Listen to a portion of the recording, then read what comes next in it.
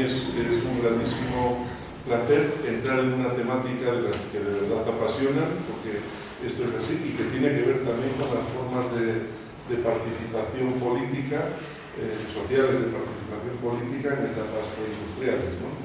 Y me parece que también es muy oportuno empezar por donde empezamos, ¿no?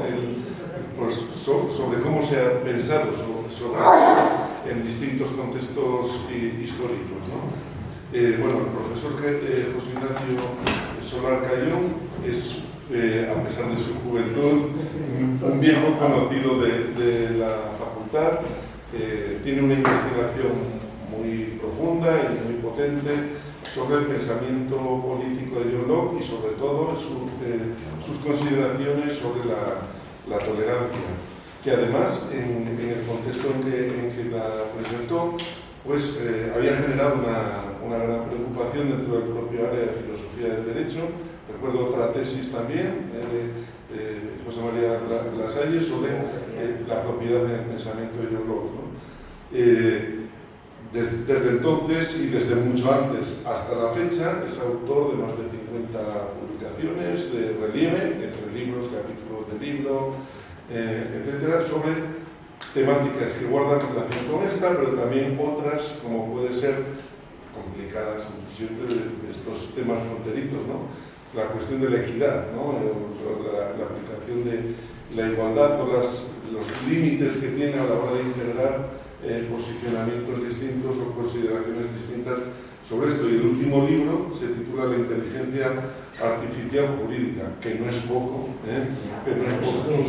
Si ya era complicado con la inteligencia natural, pues ver cómo podemos ensamblar todo esto dentro de las consideraciones de la inteligencia artificial. Esta última investigación conecta también con un proyecto de Plan Nacional del programa Retos, del que es también José.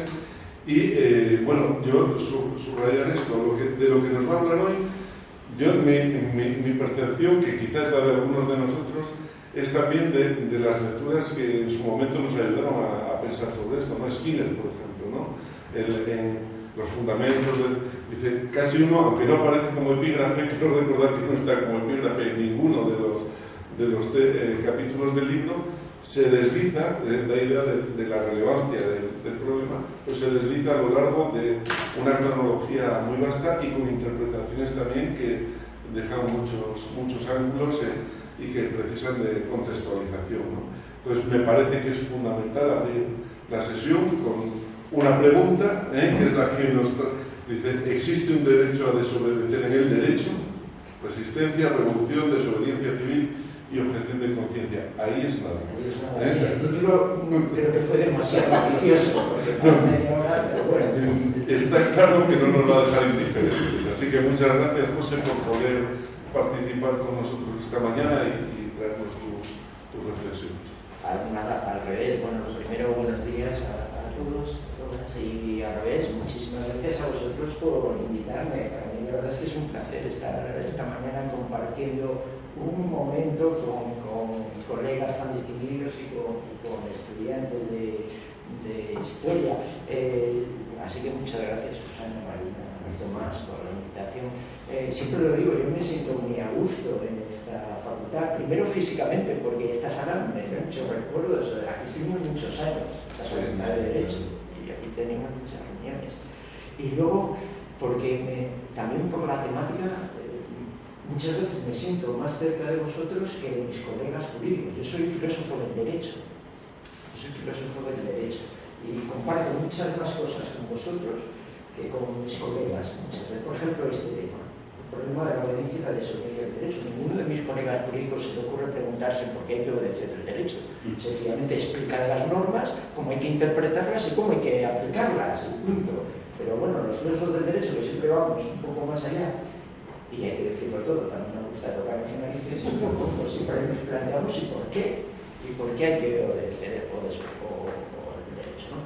Y además voy a empezar por esto, aunque sé que el título de mi intervención es si existe un derecho a desobedecer el derecho. Voy a empezar justo por lo contrario, porque hay que obedecer el derecho. ¿Existe un deber de obedecer el derecho?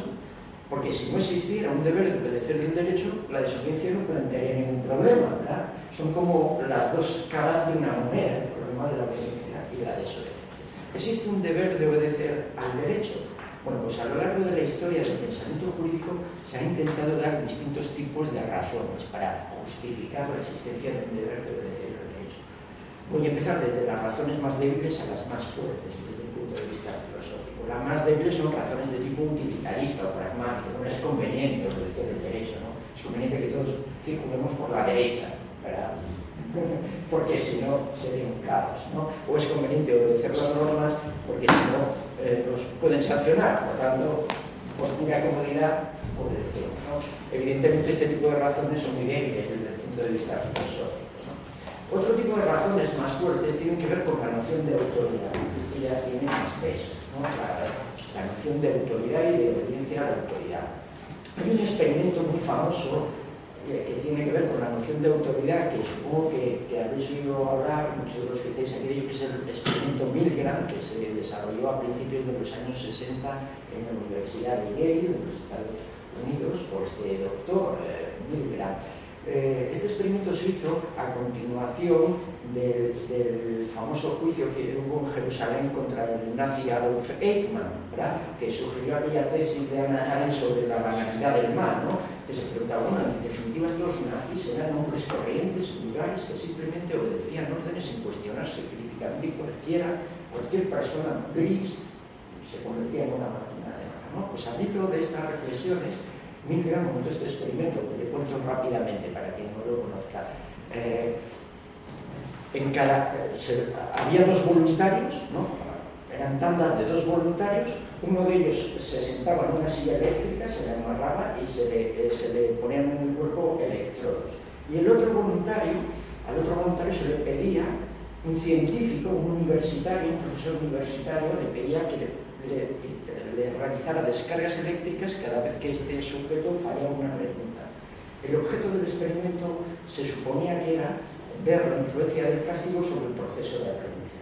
En realidad todo era un montaje. El sujeto que estaba sentado en la silla era un actor, las descargas eran ficticias.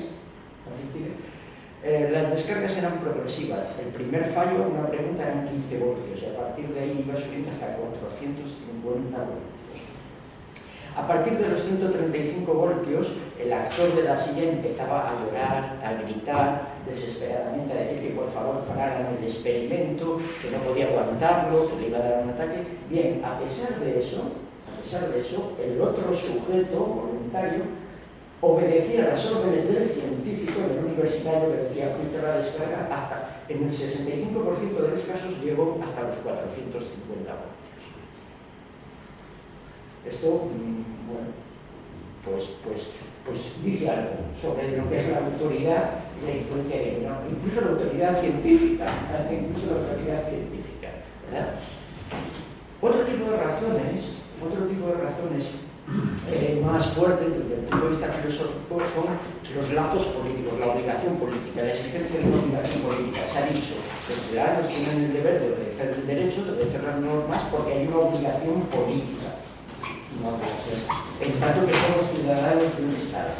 El ejemplo prototípico de esto sería Sócrates. Sócrates, si recordáis, fue condenado a muerte por un tribunal popular ateniense, por corrupción de la juventud, de manera injusta. Bien, cuando estaba en prisión esperando a que le proporcionasen la dificultad para ejecutar la pena de muerte, sus amigos, un conjunto de amigos, sobornaron a los guardias de la prisión, entraron a la celda donde estaba Sócrates y le dijeron, mira, hemos sobornado a los guardias de la prisión, no hay ningún problema, puedes venir con nosotros, te vamos a sacar de la prisión y de Atenas, puedes escapar. Y Sócrates se negó y dijo, no, tengo un deber de lealtad hacia las leyes de Atenas. Las leyes de Atenas me han cuidado, me han protegido desde mi infancia, tengo un deber, un compromiso, una lealtad política hacia ellas y no puedo traicionarlas. Y efectivamente no escapó y murió. Y por último, estarían las razones ya más fuertes, que serían las razones, si se quiere, de tipo ético, de tipo moral, ¿no? Que tienen que ver también con la legitimidad del poder político y con el carácter justo del derecho. Sería decir, tenemos el deber de obedecer las normas que provienen de un poder político legítimo, democrático, y que además son leyes, por tanto, que expresan una noción de justicia. Cuando estamos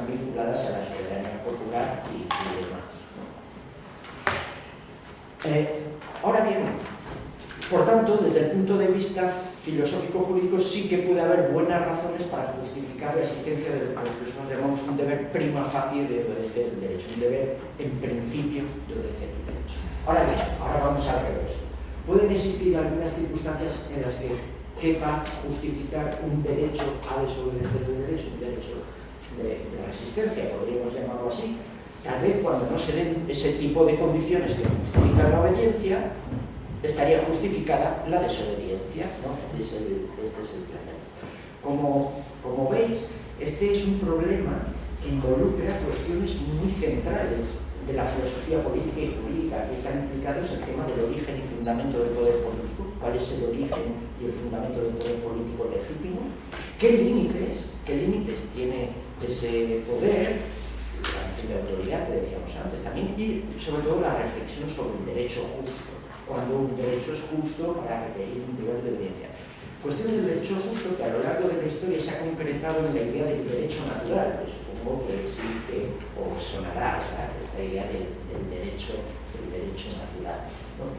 Pues bien, porque siempre, si existiera un derecho a desobedecer el derecho positivo, lo que los juristas llamamos el derecho positivo, las leyes del Estado, sería en nombre, parece ser, ¿verdad?, de un criterio superior, ¿verdad?, que podría ser un criterio de legitimidad política, un criterio de derecho natural, una idea de un derecho natural superior que lo justifique.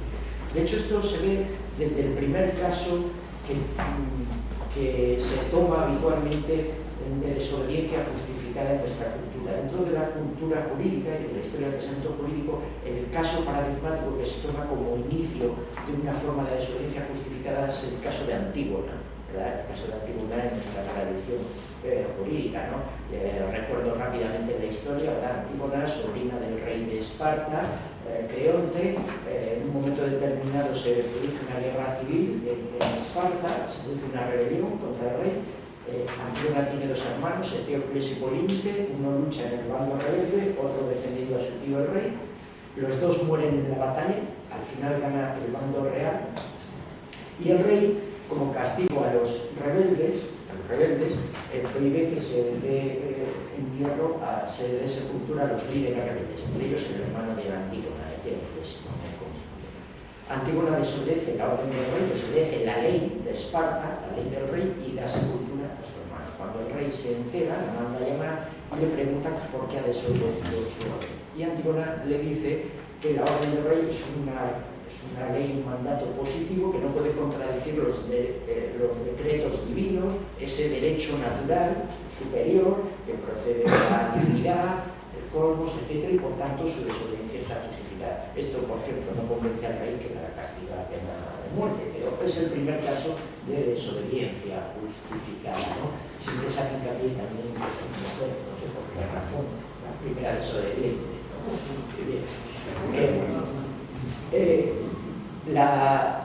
A lo largo de la historia, por este sería un poco el planteamiento general, a lo largo de la historia, en este contexto se han ido generando distintas formas de desobediencia y también distintas teorías para intentar justificar esas diversas formas de desobediencia. Puesto que aquí estamos en un seminario de de historia moderna, voy a hablar sobre todo del derecho de resistencia, que además fue un poco la idea original, ¿no? El derecho de resistencia. El derecho de resistencia, que desde luego es la forma más clásica de desobediencia, incluso justificada, que puede llegar a estar justificada jurídicamente, el derecho de resistencia lo podemos definir como el derecho del individuo o de grupos organizados o incluso del pueblo, vamos a decirlo así, del pueblo en general, a oponerse por cualquier medio, incluida la fuerza, por tanto, a un poder que se considera ilegítimo, a un poder de origen ilegítimo, un poder usurpador, vamos a decirlo así, que no tiene un origen legítimo, o a un poder que siendo legítimo, que teniendo un origen legítimo, digamos, ejerce el poder de manera arbitraria, de manera violenta, contrariando los límites legales establecidos, ¿no? Aquí hay una distinción, como veis, entre legitimidad de origen y legitimidad de ejercicio, sobre la que luego volveré. este derecho de resistencia comienza a configurarse en el plano doctrinal, desde el punto de vista jurídico, comienza a configurarse en las disputas teológico-eclesiásticas de la Edad Media, sobre todo los finales de la Edad Media, pero esto es un poco lo que vosotros sabéis más que yo, ¿no?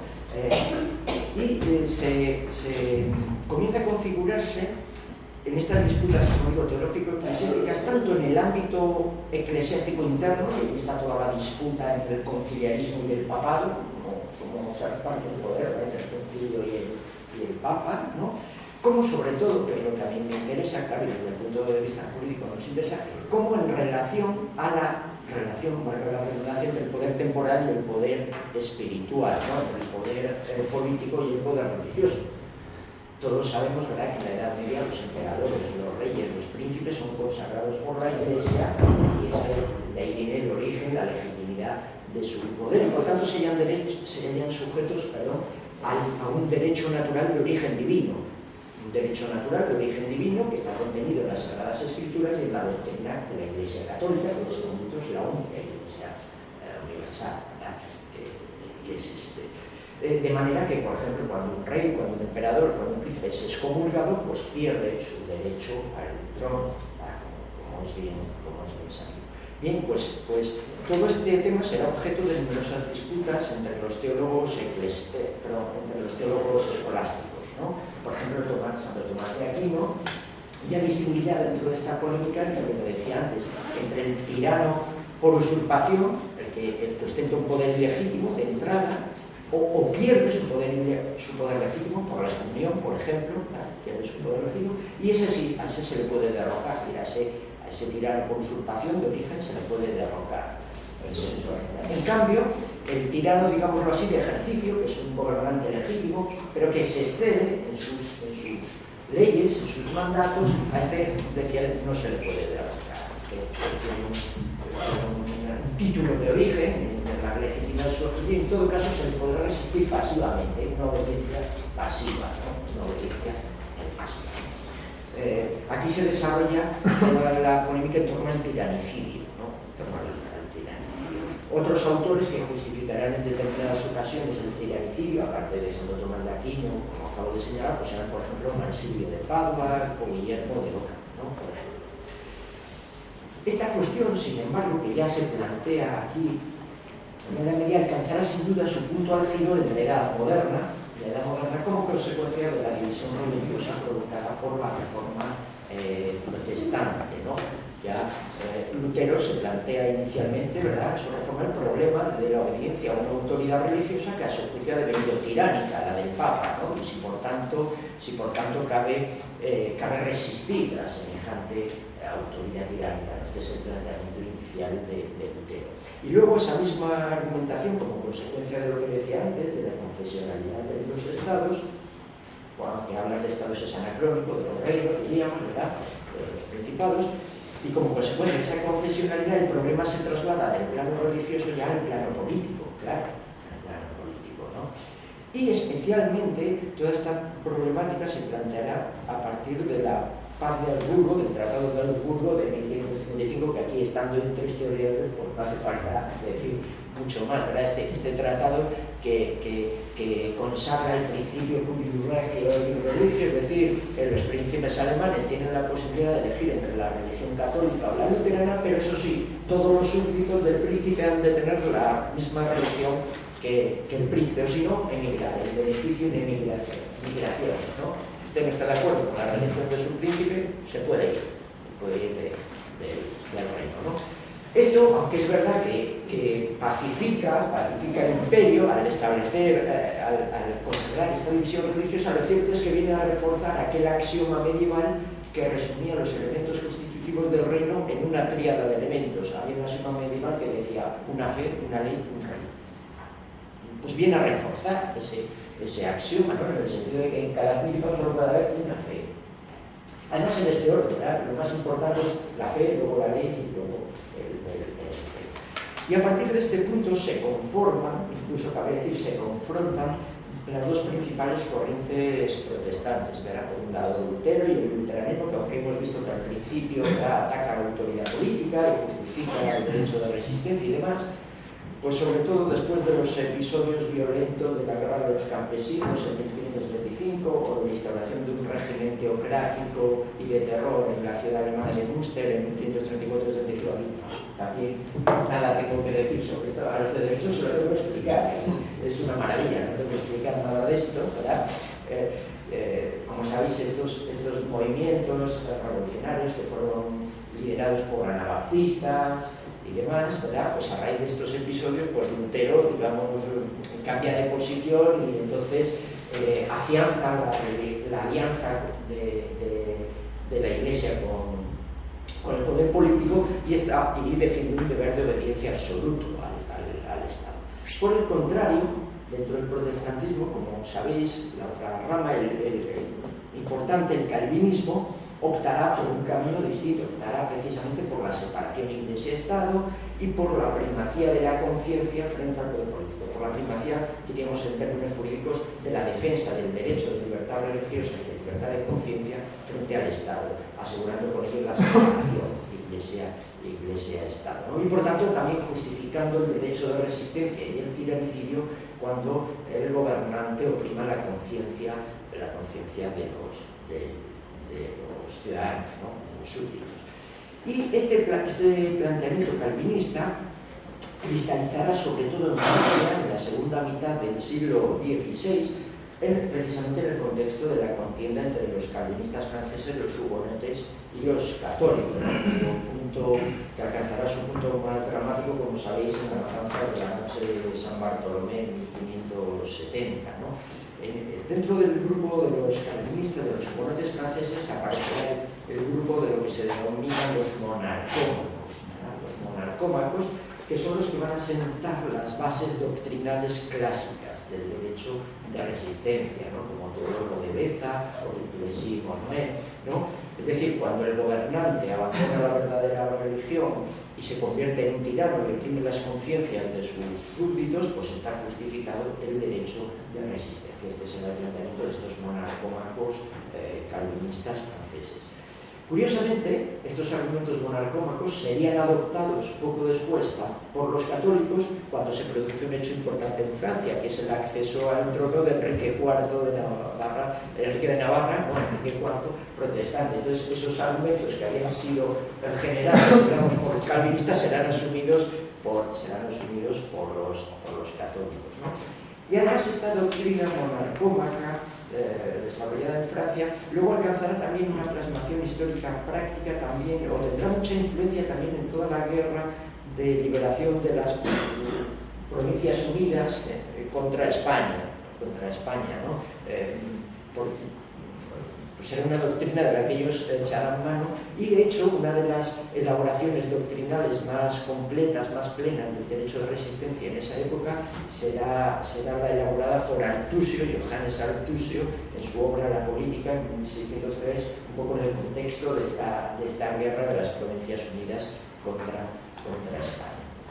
De manera que a finales del siglo XVI, como veis, ya tenemos conformado, digamos, doctrinalmente un derecho de resistencia que puede estar justificado desde el punto de vista jurídico y, sobre todo, como veis, surge directamente, estrechamente relacionado con las demandas de libertad religiosa, con los movimientos en defensa de la libertad religiosa.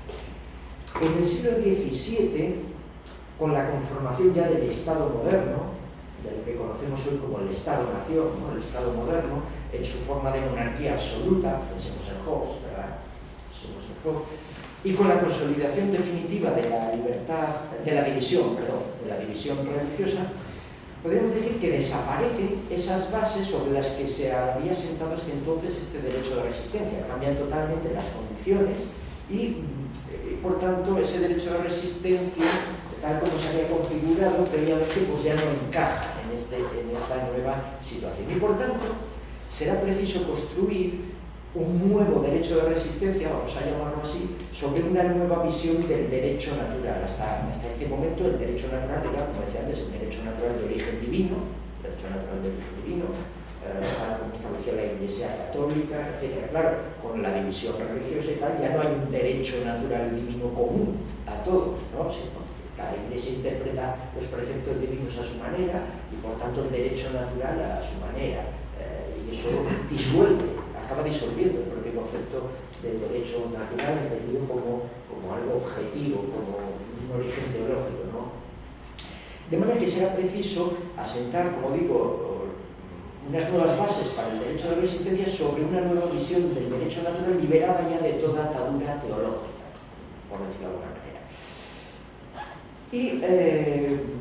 Y este derecho de resistencia va a tener unas nuevas características, como vamos a decir, porque va a ser afirmado como un derecho natural individual, cuyo objetivo va a ser tutelar la libertad original de cada individuo, la libertad natural de cada individuo frente a la otra. Es decir, en términos jurídicos podríamos decir que en el siglo XVII se da el tránsito de lo que llamamos el derecho natural objetivo, carácter teológico, a los derechos naturales subjetivos. El derecho natural, o la ley natural, si se quiere, objetiva, a los derechos naturales. Es decir, se opera una subjetivización del derecho natural y una secularización del derecho natural.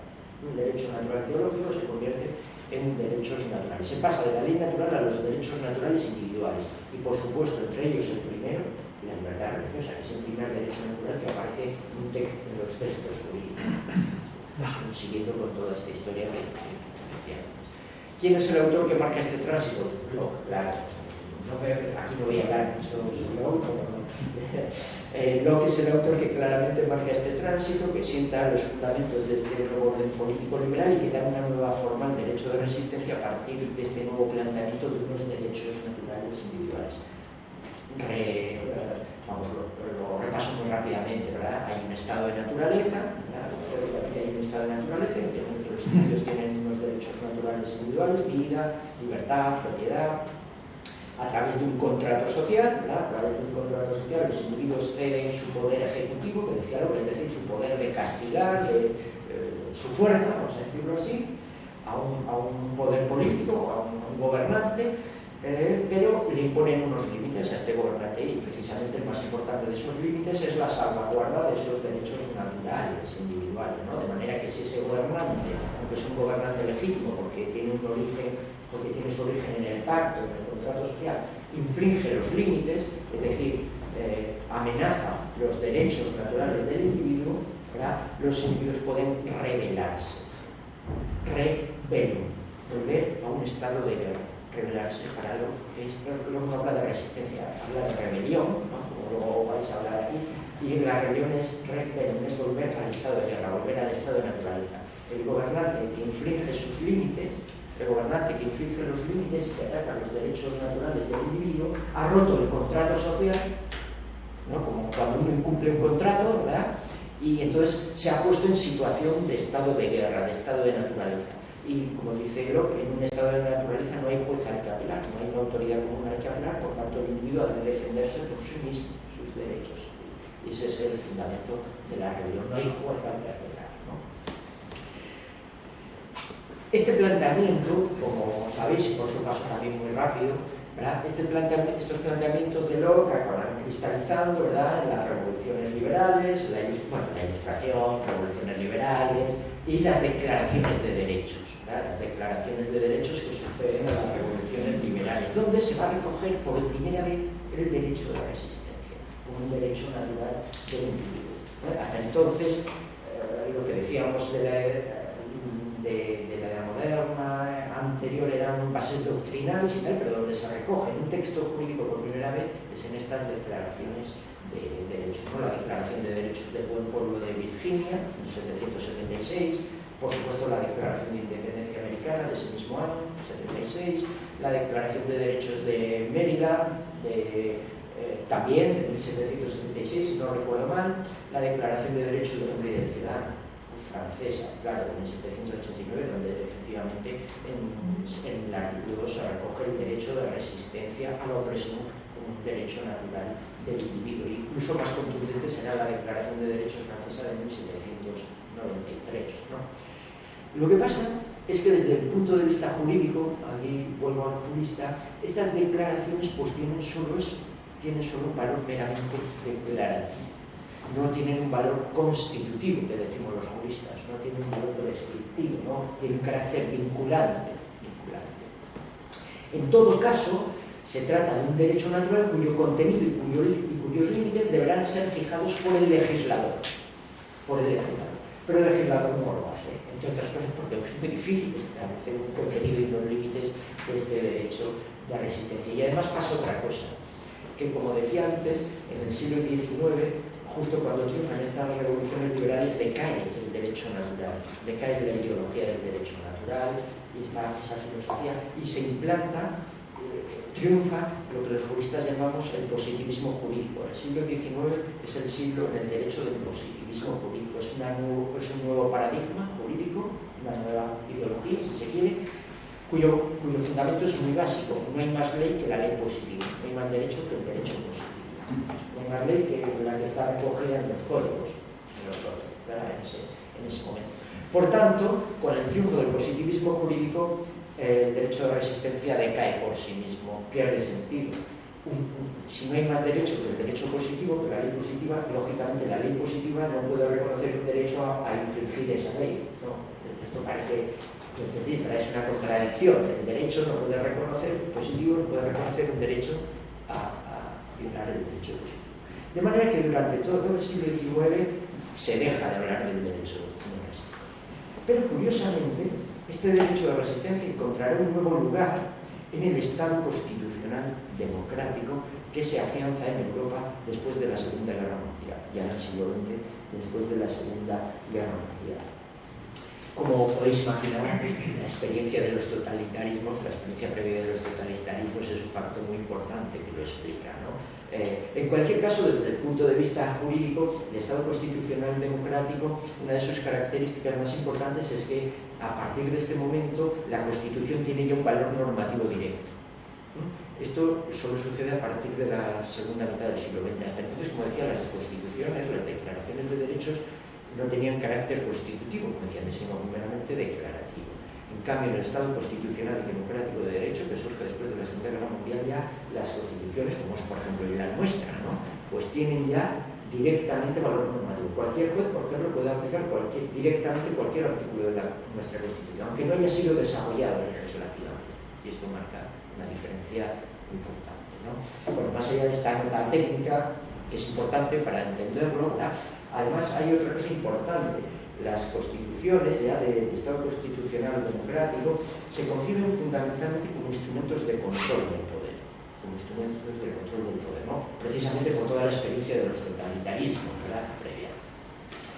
Y en estas constituciones, curiosamente, como decía antes, vuelve a encontrar anclaje el derecho de resistencia, pero planteado ahora de una nueva manera, con otro sentido distinto.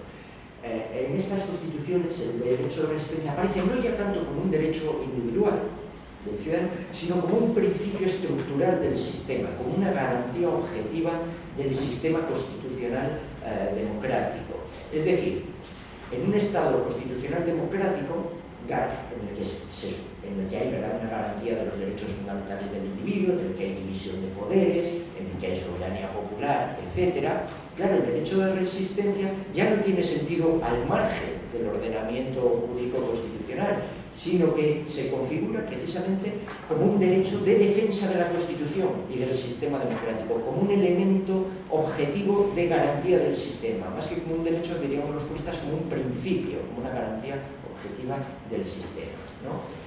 Frente a cualquier ataque que pretenda destruir ese sistema, ¿no? Con estos rasgos aparece por primera vez formulado, como es lógico también, en la Constitución alemana de 1949. Una constitución posterior al Tercer Reich, ¿no? Ahí el artículo 20 dice: la República Federal de Alemania es un Estado federal, democrático y social, todo poder emana del pueblo, hay poderes legislativo, ejecutivo y judicial, y contra cualquiera que intente eliminar este orden, todos los alemanes tienen el derecho de resistencia, cuando no fue posible protegerlos. Así se recoge, por ejemplo, también en la Constitución portuguesa, de 1976, ¿no? Después de la Revolución de los claveles, incluso en la Constitución francesa.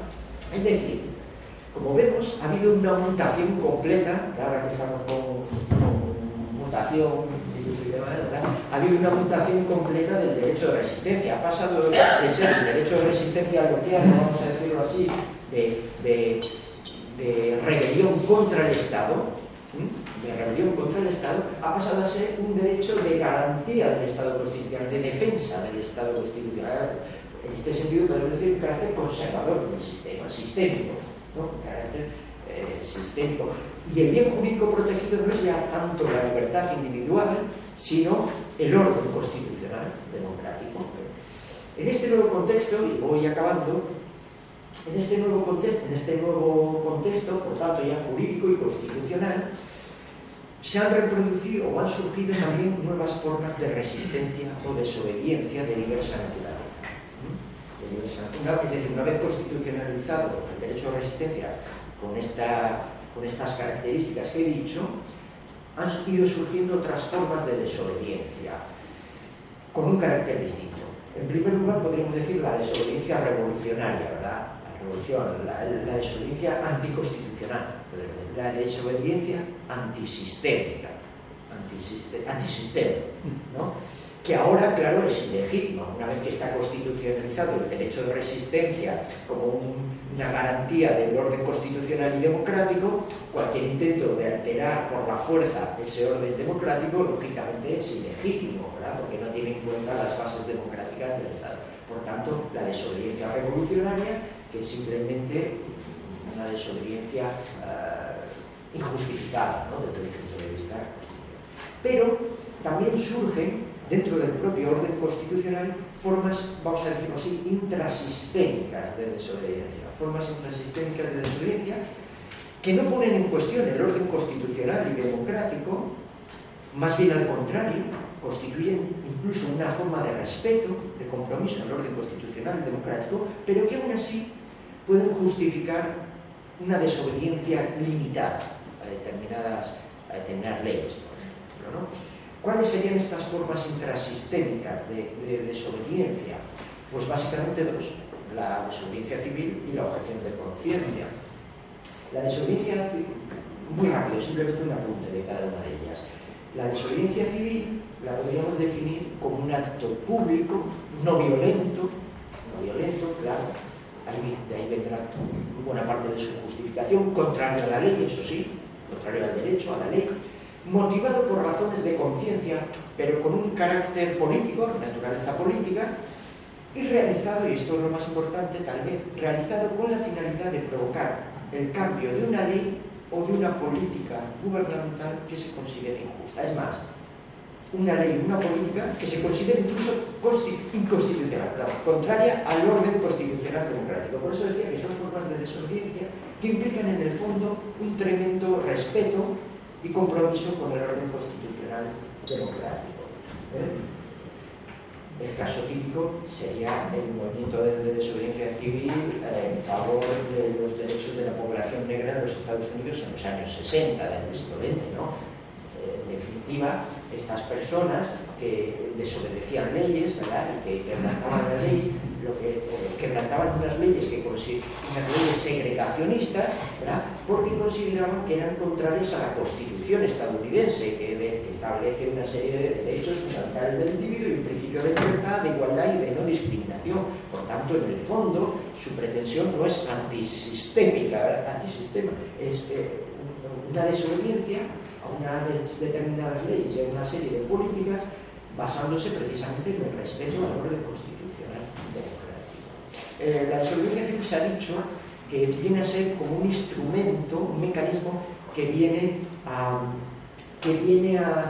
autorregular el sistema político y su institucionalidad jurídica, que viene a restablecer equilibrios, ¿no? Que viene a restablecer, en este sentido, viene a ser también una especie de mecanismo democrático, si se quiere espontáneo, ¿verdad? Que vendría a reequilibrar el sistema y a ajustarlo cuando se producen determinadas quiebras del mismo, ¿no? Y por último, una forma todavía más limitada de desobediencia sería la objeción de conciencia, en la que el objetor ni siquiera pide que se cambie la ley que constriñe su conciencia. El objetor ni siquiera dice que haya que cambiar la ley. El objetor lo único que pide es que se haga una excepción en su caso particular. El objetor lo único que dice es que se le cambie el examen, ese examen que es un sábado, porque su religión le prohíbe hacer un examen en el sábado. No pide que se cambie la norma, porque entiende que esa norma general está bien, pero en su caso concreto le genera un problema de conciencia y pide que se le excepcione, y esto efectivamente el derecho lo puede recordar. Por tanto, es una forma de desobediencia incluso mucho más limitada y que se justifica en la libertad religiosa y de conciencia. Volvemos a la libertad religiosa y de conciencia, que siempre, como veis, es el motor para la desobediencia. No hay arma más poderosa contra el derecho y que disuelva más el derecho que la conciencia. Esto está claro. ¿No? Conclusión. Yo diría que las diversas formas de desobediencia del derecho han venido funcionando históricamente como mecanismos que en diversos contextos han permitido y permiten aliviar esa permanente tensión dialéctica que se produce entre el derecho y la justicia. El derecho es un producto humano, como todo producto humano es imperfecto, además la sociedad va cambiando, y por tanto siempre se da en el derecho esa permanente tensión dialéctica entre las leyes y la justicia. Y todas estas formas de desobediencia yo al final, desde el punto de vista histórico, las veo como mecanismos que permiten aliviar esa tensión y que permiten que el derecho vaya avanzando y vaya progresando, ¿no? En este sentido yo diría, para terminar, que la resistencia representa tal vez el exponente máximo de esa lucha por el derecho de la que hablaba el gran jurista Yeri del siglo XX, ¿no? Esa lucha por el derecho, pues la lucha por la justicia, que es el motor del progreso jurídico y que la conciencia es, en definitiva, quien lo mueve, ¿no? Muchas gracias.